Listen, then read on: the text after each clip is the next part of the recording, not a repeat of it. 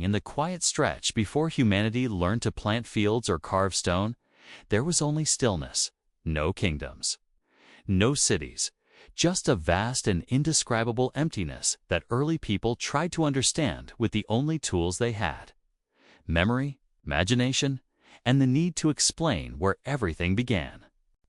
Across continents and oceans, cultures that never met told stories that strangely resemble one another. They speak of darkness before light, waters before land, and a deliberate act that brought the world into being. Much of this echoes the opening verses of Genesis, where creation unfolds with purpose and design. Tonight, we explore these echoes and the ancient voices behind them. Welcome to Faith and Facts, where we combine archaeology, ancient records, and immersive storytelling to explore the historical world of the Bible. If you enjoyed deep dives into ancient history told in a cinematic way, remember to like this video, subscribe to the channel, and tap the notification bell so you never miss a new documentary. Our journey begins with a single question. Why did so many ancient civilizations describe the beginning of the world in ways that parallel the biblical account? And what do these similarities reveal about humanity's earliest memories? Genesis opens with a world that is unshaped and dark. Waters cover everything. The Spirit of God moves above the deep, initiating creation with a calm authority. Light appears. The heavens stretch out. Land rises from the waters. Life forms. Humanity is crafted intentionally and given a unique place in creation. This ordered progression sets the foundation for everything that follows.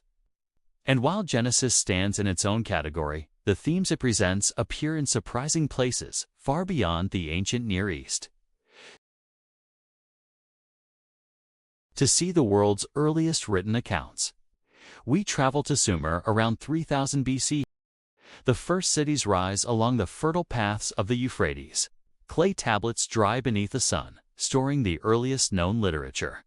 Among them are Sumerian traditions that begin with an endless expanse of water.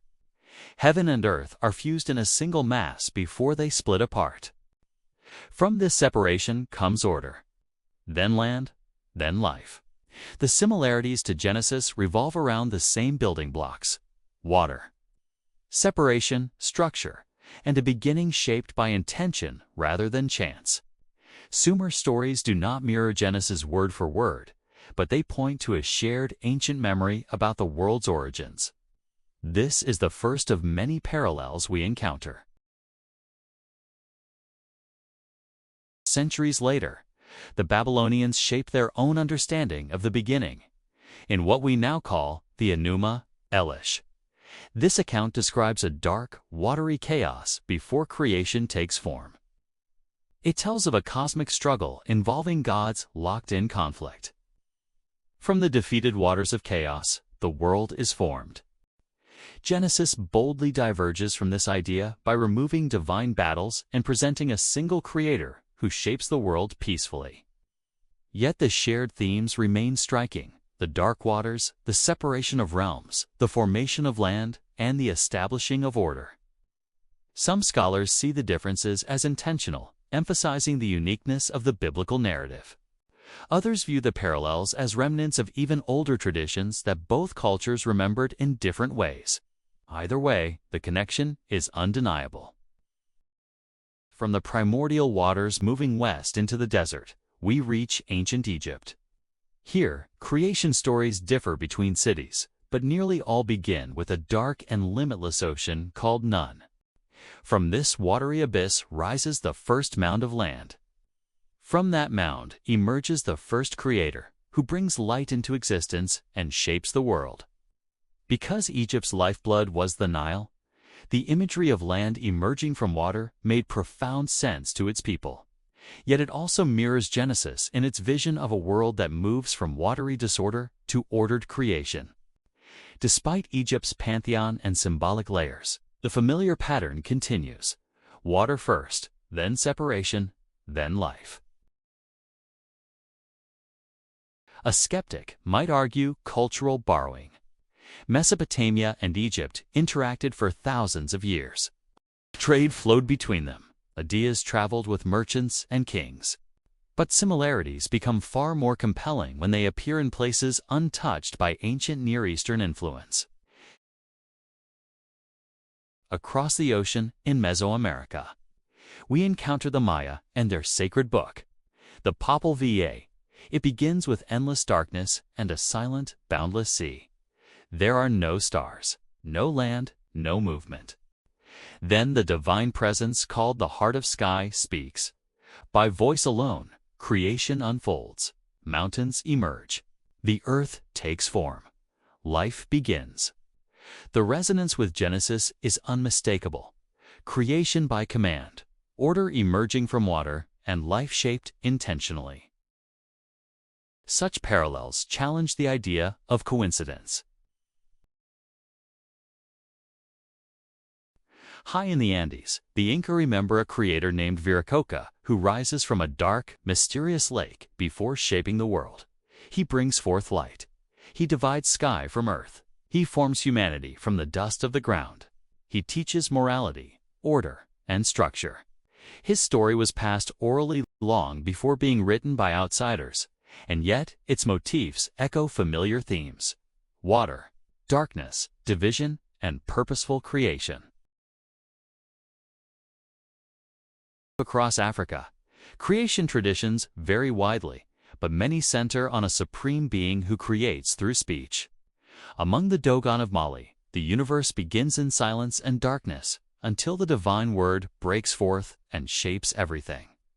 Among the Yoruba, the world begins as a water-covered realm until the Creator sends a being to form solid land.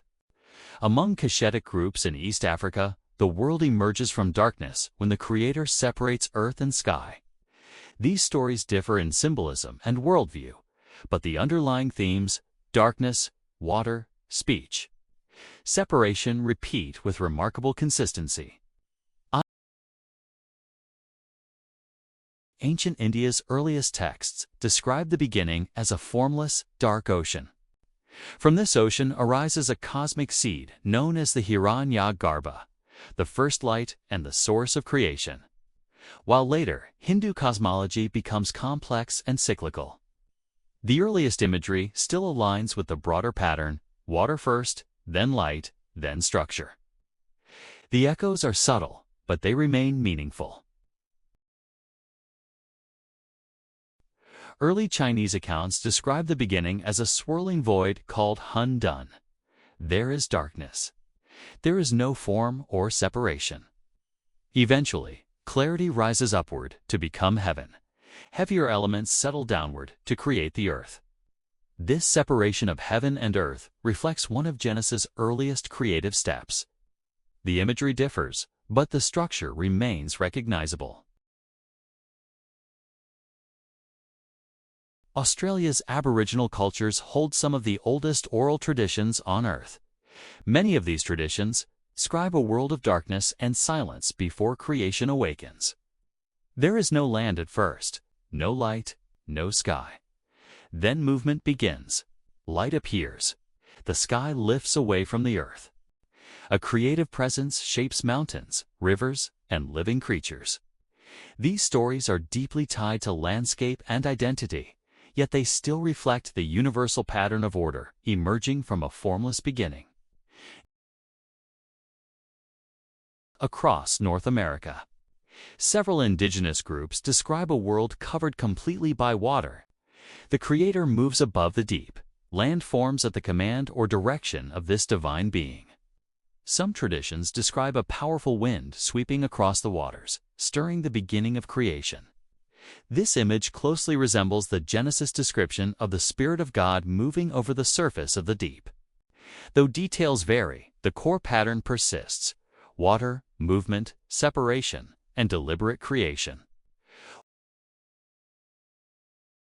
Historians, anthropologists, and theologians offer various explanations for these shared themes. Some suggest humanity carried a deep ancestral memory from its earliest generations. Some argue that natural experiences with water, storms, and light shaped universal story patterns. Others point to the human tendency to ask the same foundational questions. But such parallels become more intriguing when found in cultures completely isolated from each other. From Mesopotamia to the Americas, from Africa to Australia, the outline repeats: darkness, water, separation, light. This does not prove every tradition records the same event perfectly. But it does suggest humanity remembered something significant about the beginning. Something shared, something ancient, something that aligns closely with the framework found in Genesis. These stories reveal more than cultural imagination. They reveal humanity's desire to understand its place in the world. People across thousands of years looked at the sky, the mountains, the oceans, and sensed intentional design. They saw order where chaos could have ruled. They saw patterns where randomness could have prevailed. They felt that life was not an accident. Genesis provides a clear and orderly answer to these questions. Other cultures preserve fragments that echo its themes in their own languages and symbols. And together, these stories remind us that humanity has always searched for meaning in the beginning. They suggest that we are all part of a much larger story, one that began long before our ancestors carved rock or wrote on clay. Thank you for watching this episode of Faith and Facts. If you enjoyed this journey through ancient memories, please like the video, subscribe to the channel, and leave a comment about which culture or topic you'd like us to explore next. Your support helps us continue producing cinematic, historically grounded documentaries. Until next time, stay thoughtful, stay curious, and keep exploring the truth woven through history.